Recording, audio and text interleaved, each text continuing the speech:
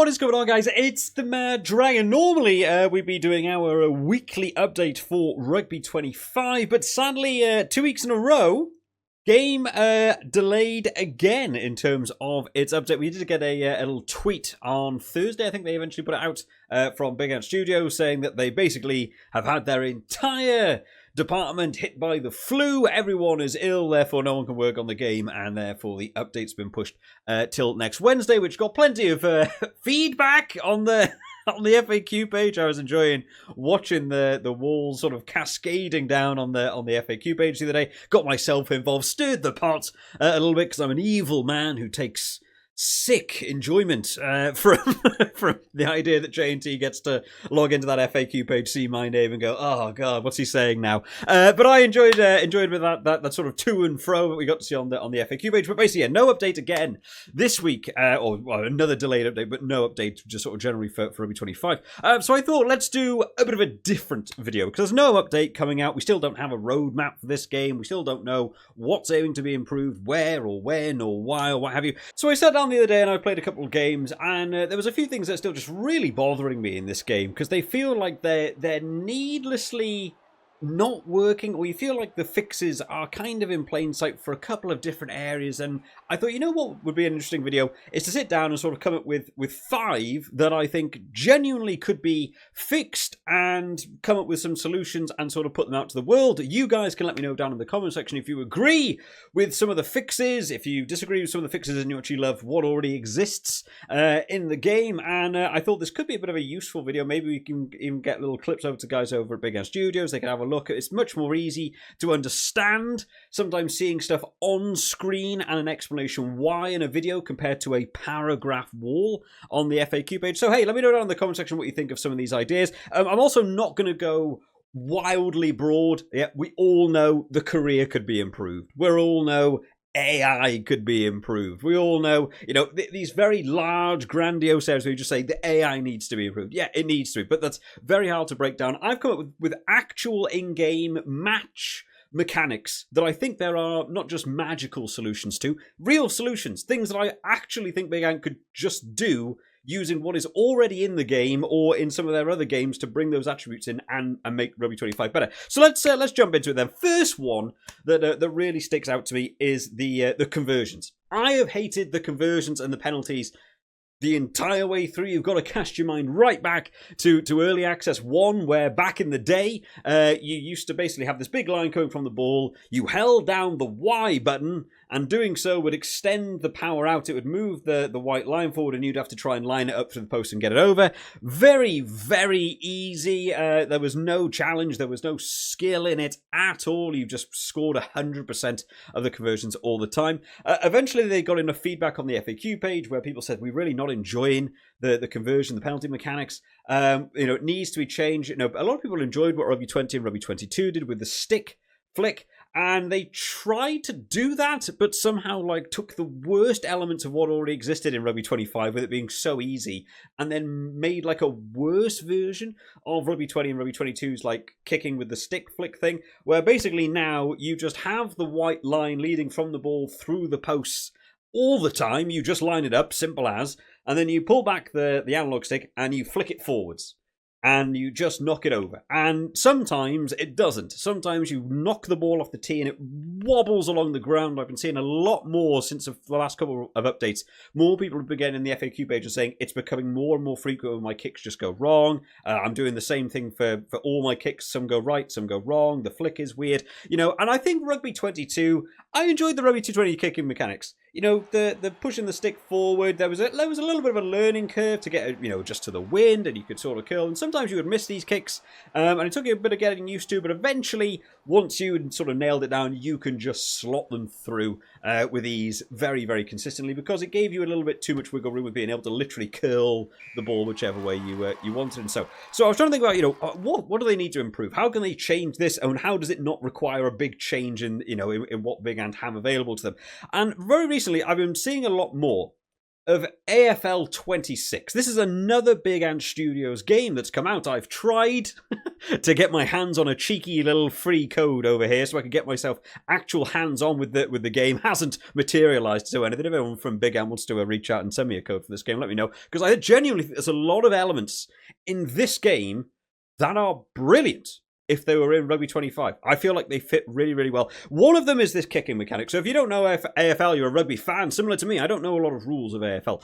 But they have this thing similar to rugby where you're basically calling like a mark, and you basically catch the ball, you call the mark, and you have the opportunity to kick the ball through the post. So I'll put it up on screen and we'll sort of talk through what goes on in AFL. I'll let it play through and you can sort of see how the kicks work and so on, and then we'll talk a little bit about what goes on from it.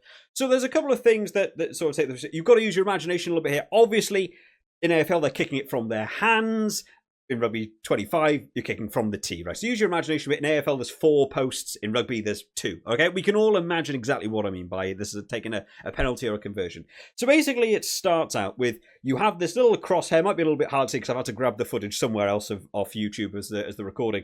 And you basically have this little cross that determines the height of sort of where you want to kick the ball, what sort of, if you're going to go for a massive arc, I'm going to assume is what they want. I don't know if that needs to be something that can be brought in from 25. I feel like you get away with that with the next bit, but, hey, if that's what exists, that's what exists. Once you select your height, you then have this power bar that appears below the player's feet and slowly fills up, and you have to enter like a quick time. You select how much power and press go, and then the graphic below the player's feet changes to be a new bar, which fills up to basically, I guess, indicate the direction of where you're kicking, and you're trying to nail kicking the ball in between the posts of your choice. Now, I think that is really good. I like basically every element of it. Maybe the height thing, I feel like that just comes from power. I don't know if you need to choose the height. Maybe there's something more to it, having not played AFL, as to why the height thing matters so much more. Maybe you get more points in AFL, in a scoring system. Maybe there's something I'm completely unaware of. I feel like you could maybe drop that. But honestly, the way this looks, this to me feels like a modernized version of what we got to see in like Rugby 08 or Rugby 2011 and stuff, where you basically are choosing the amount of power and you are choosing the direction of the ball by using sort of quick time events. It feels very rugby game-esque. It feels like it would fit really well in Rugby 25, and then of course you could match it up even further because you could adjust the speed the bar fills up to the player's kicking at post attribute. So better kickers, the bar fills up slower, so you have more time to get your kicks absolutely nailed, whereas lower rated players, their skill set would be a little bit lower, so maybe the bar fills faster and you've got to be on it. So they would add an element of skill, and as you get better at the game, you might want to play with some lower ranked teams, give yourself a bit more of a challenge. I honestly feel like this kicking mechanic that exists in a BigAnt game could be copied and pasted over to, within the confines of how hard that is to code. I don't know anything about coding. I don't know how that is, but they were able to do it for AFL. This, to me, looks so much better. You get rid of that big guideline where it just shows you where it's going through the post. You are in control of the power. You are in control of the direction. It's quick time events. You can mess up. If you get it wrong, you've got to take into account the wind and how it flies and if you're going to be able to curl that into the post. I think, personally, that is a much better system that already exists in another BigAnt game, and if they could bring that over, I think that for me would fix conversions and penalties. So the next one for me, catching the ball, or like a contestable ball in the air. This is something that I really don't think Rugby 25 has got nailed down at all. Kicking is a massive part of modern day rugby, and being able to feel like that works well in a video game, I think, is very, very important. Of course, with the latest update that we did have, over a week ago now, we added the mark calling was added into the game. Not that many of you guys might have seen it in your own game, because the AI don't kick the ball currently at the minute. Again, AI is a much broader issue that needs fixing generally. But when you go to call the mark, it's similar to how you have some of the other kicking in the game, where maybe from the kickoff, so where basically the ball goes into the air, and as the ball is coming down, you get this big, giant red and white ring around your player. There's a small purple arrow that almost feels like it's meant to symbolize when you're pressing the X button to jump or what you're meant to do. I have, to this day, no idea what that graphic represents, means, how it meant to tell me in any single way what I meant to do as a player. I just hold X and miraculously I win the ball sometimes, and sometimes I don't. I don't really do a lot with it. They have added it in the last couple of updates where I've really seen it a lot more. They've now added this white circle underneath where like the ball is going to land, and the circle slowly gets smaller to sort of showcase where it's going to land. And I feel like that's quite a nice addition they've added in to show where the ball's going to land and how close the ball is from the actual air landing in your player's hands. But ultimately, I think the graphic looks awful. And I also don't think it does its job at all. So I hate basically everything around it. Always have, and I've made these comments since Early Access 1 when I first ever saw it. I'm not a big person who likes graphics on screen, like UI sort of stuff in your face all the time. I feel like the more you can reduce that stuff and let the players just have control of it, I feel like it would be better. Now, the best version of contestable balls, catching the balls in the air for me was back in when I was playing Rugby 2011, where basically you had to position the player underneath the ball all yourself. You had to get them in the right position, and then you manually pressed and held the button for them to jump in the air. Jumping too early would sometimes mean you would land and the ball would go beyond you. Jumping too late means you got into the air and you would like knock the ball on out of your hands. And if you got it correct, you would jump up and collect. Both players could also leap into the air, and then it was like down to some player stats and timing and stuff. It felt so much better. There was nothing on screen to display it, no graphics, nothing to sort of get in your face. It was all about you pushing the buttons and getting those mechanics right. And I think that is really, really nice. That's probably the best version of it I've seen. Rugby 20 and Rugby 22 added or maybe it's just Rugby 22 actually from more recent gameplay, but they had the quick time event where you had to press X, they had that little blue screen, like blue circle with the ring shrinking in. I was never a massive fan. Again, it's just something on screen that feels like it doesn't necessarily need to be there. You could just do it based on the player's timing. Again, I think a fix for me here, which already kind of exists in the game, is a bit of something that's coming again over from AFL. In AFL, they have these match restarts where basically the referee like throws the ball in the air or bounces the ball.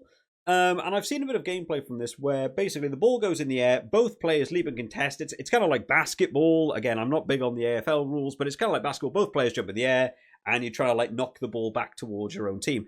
And I sort of saw this mechanic, thought, well, that actually could, I think, be tweaked to be a contestable catch in Rugby 25. And I think a nice little system for this would be a nice little mix of what they had in Rugby 2011 and what they have going on currently in AFL 26, where basically you sort of showcase that the ball is coming down from the air. You keep the white circle on the ground that's already there in Rugby 25, getting smaller so you know how close the ball is to the ground. You then, as the player, get rid of all the graphics on screen, and you do what they did in like Rugby 2011, where you are in charge of timing, holding and pressing the button at the right time to elevate your player in the air. You then take the mechanics of what existed in AFL 26, where they can slap the ball back, and you create a mix of you can press one or two buttons. For me, this would be, you press like X on an Xbox controller, is you to catch and hold the ball. So therefore you leap into the air, you get your time right, you collect the ball, you receive land, you can either run on with it, or in the case of calling the mark, you land, call the mark, job done. Or you add a second button, which is more similar to what it is in AFL, where you can maybe press A. Both players jump in the air and attempt to slap the ball backwards, which we see in rugby all the time. Right? People go for a high up and under or from a box kick, contestable aerial kick. They both just jump up in the air. They both basically try and slap the ball back towards their own team if they don't feel like they can catch it.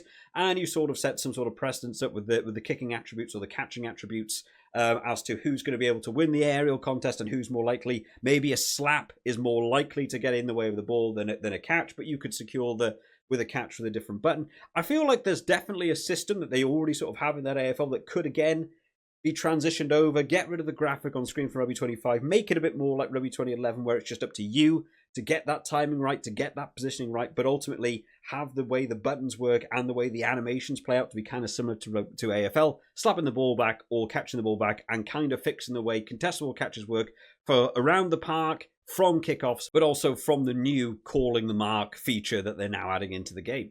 The next one for me then that still stands out and missing from this game entirely is set plays. Set plays, massive in rugby. We see them all over the place, and in so many other rugby games in the past, set plays are a real sort of core component of your attack, and as it stands at the minute for Rugby 25, attack is still really one-dimensional. The AI can't really do a lot either. It's just doing a handoff and breaking the line or getting a ridiculous pass and so on, and they break the line. It doesn't really feel like they can work their way around you. Rugby 25 doesn't have set plays at all. They didn't really include them, and they basically had a sort of system where you do the target passing, where you hold down pass and you can choose who you wish to sort of pass the ball to.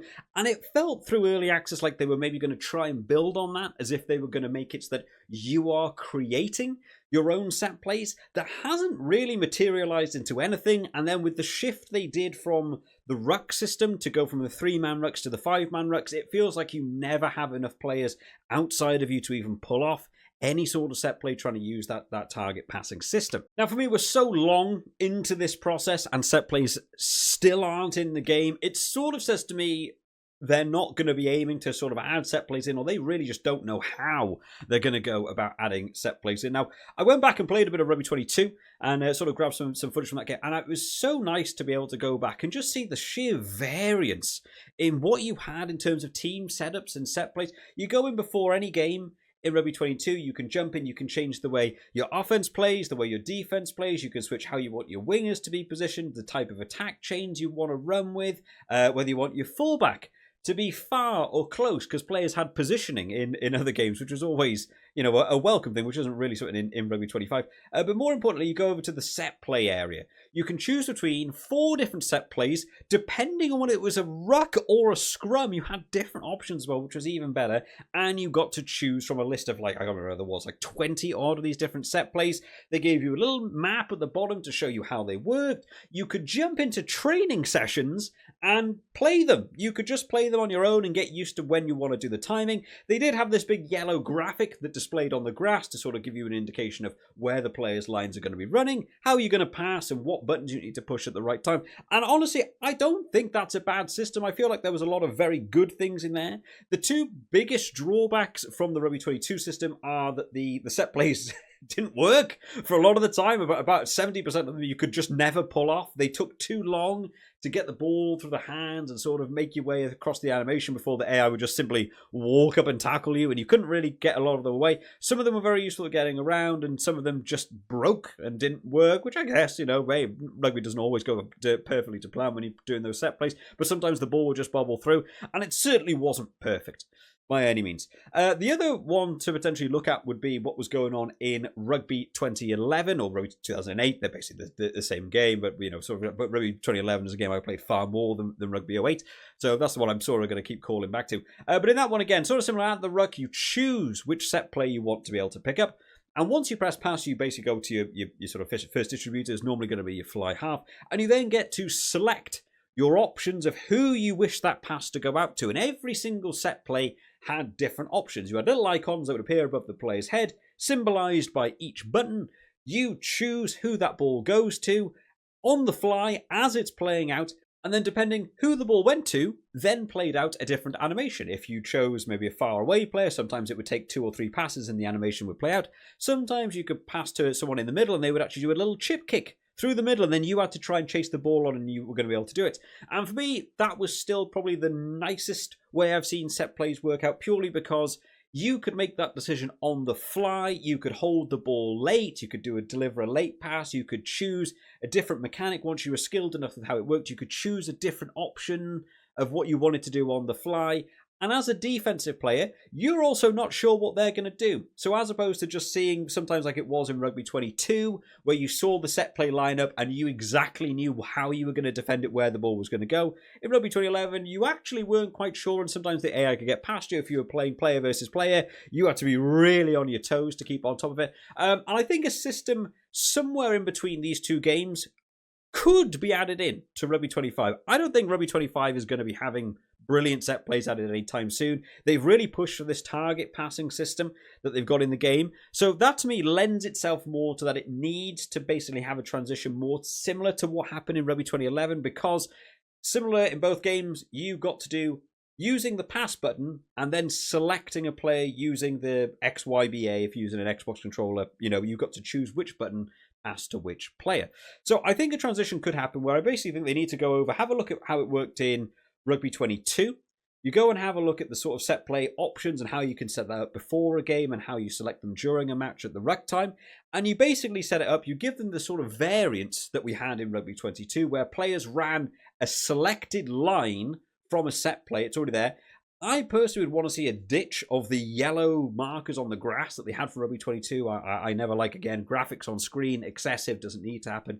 Get rid of the yellow graphics on screen and just have it so that you set up the set play. Your opportunity to learn how they work should be in a training menu or tutorial somewhere in the main menu system so you can get used to how they work, choose which ones you want, but ultimately you use the target passing system. Select from the ruck which set play you want to use. That gives all of the players outside of your fly half the running lines that they will then run once the animation plays out. You press pass, and as you press the pass to the fly half, you holding down, as exists currently in Rugby 25, hold down the pass button and use the target passing system to select the player that the ball will go to, and then that is the player that takes the ball on, or you can make the additional pass from it. But you are ultimately setting up that position. You are the one setting up the running lines those players are going to do. And the options you didn't choose can maybe run a different line. Maybe if you have, like in some instances where you had the sort of switch back inside, you've actually got to still do that target passing correctly where you're holding down the pass button, you pass out wide and then switch one back inside. And you've actually got to have that running line timing down so that you can make line breaks. I also think that would be much better to see from the AI to be able to utilize different attacking mechanics, but also not having something so glaringly obvious on screen so that you can immediately defend it yourself. I think would also work better for a player versus player type of game. The next one for me then is the general kicking around the park in the game at the minute for Rugby 25. It feels all sorts of problematic for me at the minute. Obviously in the last, well, 2 updates ago now, I guess, technically, kicking really got broken for a lot of people are really not enjoying what they did. There's been a sort of shift where now if you hold down power for too long, it effectively punishes you and the ball starts coming backwards. It's really awkward to see visual on screen what you're meant to be doing, how long you can time it down for. And a lot of the kicks look very, very weird at the minute with international top tier fly halves kicking the ball 10 meters out of hand because they just can't get any sort of power on it, and it feels very awkward. There's a lot of other issues with like the up and unders and the grubber kicks, so basically after you do like a chip kick or an up and under or something, that the players just stand stationary after the kick, and therefore you're making a chip over the defense but got nobody chasing it, nobody's after it, and so they just collect the ball. And all these things are leading to issues with basically players not kicking the ball ever. You just don't really need to. You just go through the hands there. It's much easier at the minute with the game mechanics where they work to go for the handoffs and stuff. There's also a weird issue around players near your kicker where basically if you do a really lovely kick and you go to release the kick, if a player is kind of within a tackle range, for some reason that affects the ball flight and it really sort of dips down as if it's been charged down, but nothing happens. No animation plays out to be able to do that. And I think it's really taken a big backward step from even where we had the game in early access, and it felt like there was a little bit more free flowing of what you could choose with your kicks and stuff. And I think it's become very, very restrictive. And I think it's had a real negative impact. And again, going back to playing Rugby 22, purely for the purposes of making this video, so much fun to just be able to do these erratic, wild, experimental kicks. You had a very sort of free-flowing kicking option in that game. You could also get charged down if you got a kick wrong, which was always fun. I enjoy that. But being able to choose little chip kicks over the defense and being able to get players to run onto it, being able to attempt wild, cross-field kicks, with completely on your own option without needing to perform an actual set play. You could just attempt them on your own. Grubber kicks around a winger and being able to get the burst of speed and take on, going over to score a try. All of these things feel really quite nice in Rugby 22. When you go back to it after playing Rugby 25, you really get to feel how much more you can experiment and explore. Even things like the box kicks in Rugby 25 feel very, very limited. Like you've got a kicking arc that's set and you can't possibly kick left or right or choose a bit of a different option, and the way the power bar really sort of pushes its way all the way out as far as it can very, very quickly. Feels like you're always doing this massive box kick as maybe opposed to going for a shorter, higher box kick that you can get someone on the end of. So for me, I think they really need to address the kicking issues. This one is not so much a solution as more as I think they need to roll back what they're doing with the kicking. I think they need to sort of really have a big readjustment and go back to have a look at how some of the games work, like Rugby 22, with giving the players the option for the freedom of kicking. I would really want to see whatever they've got going on with this thing, where the ball starts coming back towards you if you use too much power. Even though I kind of understand it on paper as like, you've kicked it too hard, you've sliced it. I can see what they're maybe trying to do with that as like a concept, if that is where they're going with it. I just feel like it's broken. But ultimately, because it's so punishing to get these kicks wrong by you trying to do a bit more, it basically just removes the intention of needing to do them at all. They also really need to address the momentum after making a kick that players should be able to get onto the end of the ball. I don't think you need anything like what they had in Rugby 22, where you still had to do the quick time event to just catch the ball after a little chip kick, because I felt that slowed down the game a little bit. But I feel like you could definitely have ability for players just to run onto the ball, and or even like I said when I was talking about the contestable catches, you could get on the end of the ball and slap the ball back towards your own teammates. I really think there could be a big shift that could come in to make the game feel a little bit more open and open those kicking opportunities, draw it back a little bit to what it was, closer towards early access, where I actually think we had quite a lot of fun with messing about with some of the open play kicking. Get grubber kicking back to where it should have been, get chip kicks to be utilizable, not having to go for a full-on up and under, but actually a little chip kick that just goes over the defense that's running a blitz line, and you get to chase your own kick on, pick up the ball and go on towards and score a try. And then finally for me, Rucks. Oh boy, the big one, Rucks. Rucks have been something that I just don't think anyone has liked in Rugby 25 as they've gone on. They've really struggled with the rucking mechanics right across the board. If you go take yourself right back to how they worked, back in the early access, and it felt like the sort of button mashing competition. They've developed it further now. They've gone from 3 players to the 5-player rucks, which felt excessive and completely unnecessary in the way they were trying to make the game work. The rucks themselves logically just feel very disparate. I still, after with 200 and something hours game time in this game, I still don't know how the rucks work. I don't think anyone actually does. You basically get to understand what buttons you need to use in what combination, and sometimes you'll be able to win it, and if you begin to understand the button combinations a bit better, you're more likely to win it. It's really heavily weighted towards the higher rated team just being able to take over rucks and keep on with rucks. They've really had a lot of adjustments that they've tried to do, and it doesn't feel like they've ever nailed it down. There's a jackal mechanic, there's a steal mechanic, and just neither of them seem to work very well, so you basically only use the jackal because that sometimes pays off. You get into rucks where they've got 5 players, you're chucking in 1, yet you can somehow turn that over and blow them out the water. Sometimes they do the inverse to you. Sometimes it's 5 versus 5 and the ball gets stuck in the middle and everyone's rushing in. They've tried adjusting the number of players that are involved in the ruck. They've tried adjusting how they get added, like forward should be preference, then backs, and they've just never nailed rucks at all. So this is probably the most broad one. So for me, again, the best rucking game mechanics that I got to see were, if you go take yourself back to the Rugby 08 and the Rugby 2011 world, where basically you tackle the player, you go in for the ruck, and you are spamming a button. It is so clear what is going on. You have a meter next to your team. You're attempting to fill that meter as fast as possible by just mashing a singular button. There's not a lot to it. It's pretty easy, but as it goes, it's pretty comprehensive. You're trying to fill the meter as fast as possible. The more players you get in, the faster that meter is going to be able to fill up. If you fill it too far and you go too many times because you're spamming it too hard and not being in control, you would actually give away a hands in the ruck penalty. A direct consequence for you doing something wrong. It was very clear. It was very easy. And when you've got 50, 60 rucks in a game, it was very easy to just go from ruck to ruck to ruck and not really think about it. Higher rated teams certainly had a bigger boost in those moments. It was very hard to get turnovers in that game. It was by no means perfect, but on screen, very clear to understand. Any player can get in and you can really give it a good shot of how the rucking system worked. Rugby 22 had a different system. Rugby 20 and Rugby 22 had a very different system where basically in a ruck you commit players by adding players, and then you use the thumbstick to sort of generate how much power they're impacting into the ruck, and therefore you're actually trying to turn the ball over. Very similarly, again, you're trying to fill up that bar, but in Rugby 22 it is just you're the first person to fill your bar. You get the ball back, whether it was your own ball going in or whether you're trying to get the turnover or what have you. Now, something I honestly have never even paid attention to till I went back to film just for getting clips for this video was that 5-man rucks were actually in Rugby 22. Genuinely, never even paid attention because it never drew your attention to what was going on.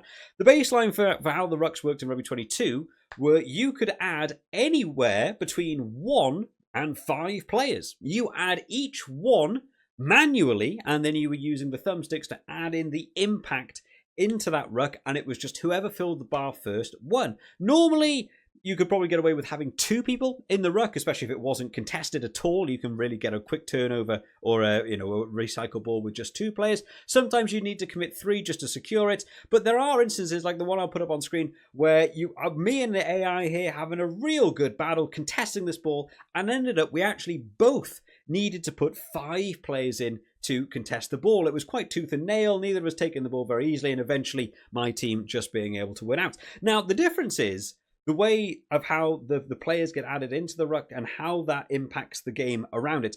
That ruck was basically a standout singular incident that happened in this game for me in Rugby 22. It was a real contestable ball in a contestable area, and both teams went for it and had to give it their all.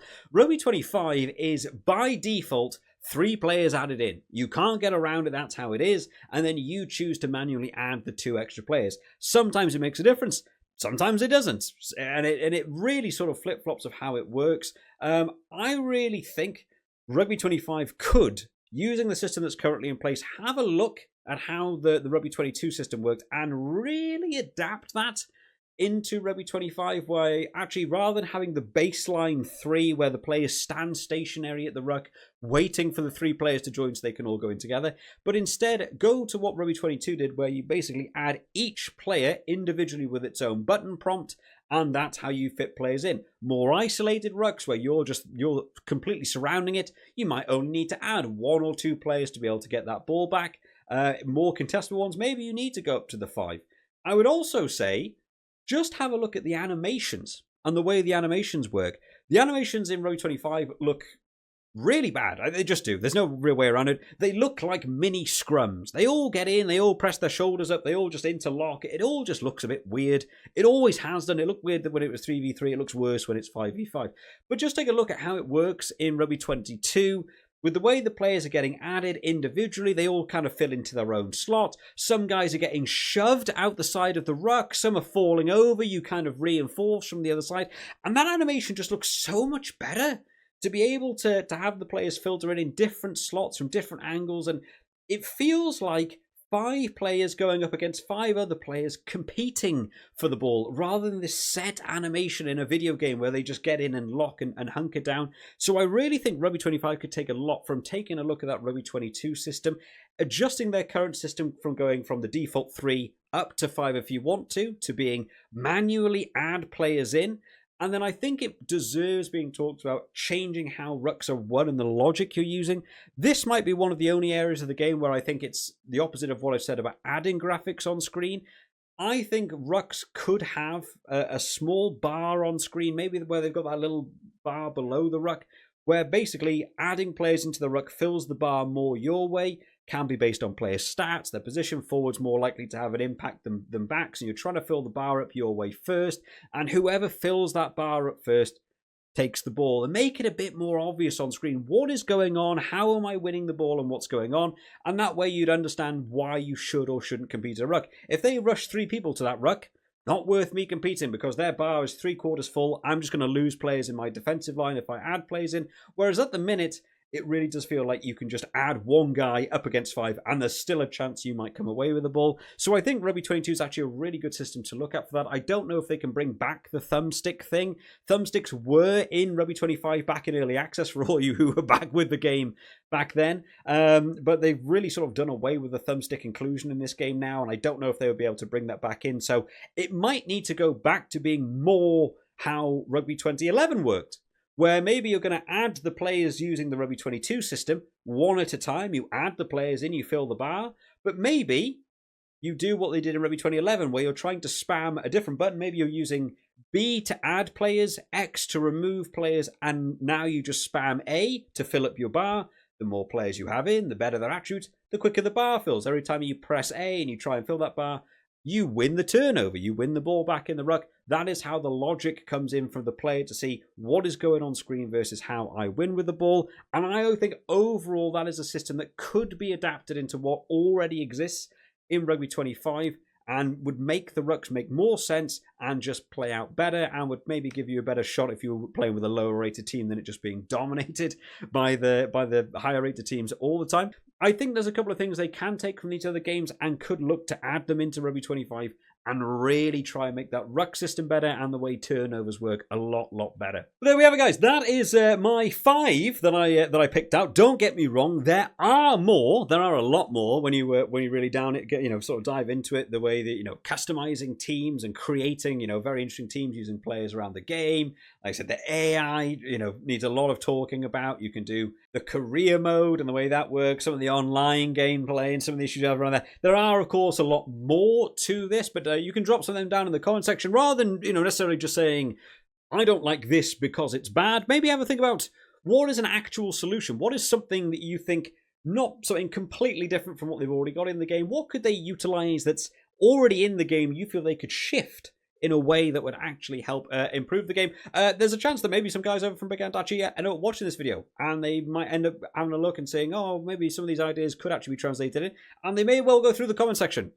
Come up with some ideas, come up with some solutions that you think are real-world solutions they could do based on what you've seen in their other games or mechanics you think are already in the game. How could they tweak it? How could they make the game better? And let's do a little bit of feedback this way until we can get round to our next update, which should be out next Wednesday. Hopefully see you all then. We've also probably got some Lion stuff coming up before then as well. So make sure you are all subscribed to keep up to date with all the latest videos. I look forward to seeing your own guys' thoughts and opinions on some of these suggestions by me, along with your own suggestions down in the comment section. I'll see you all next time, guys.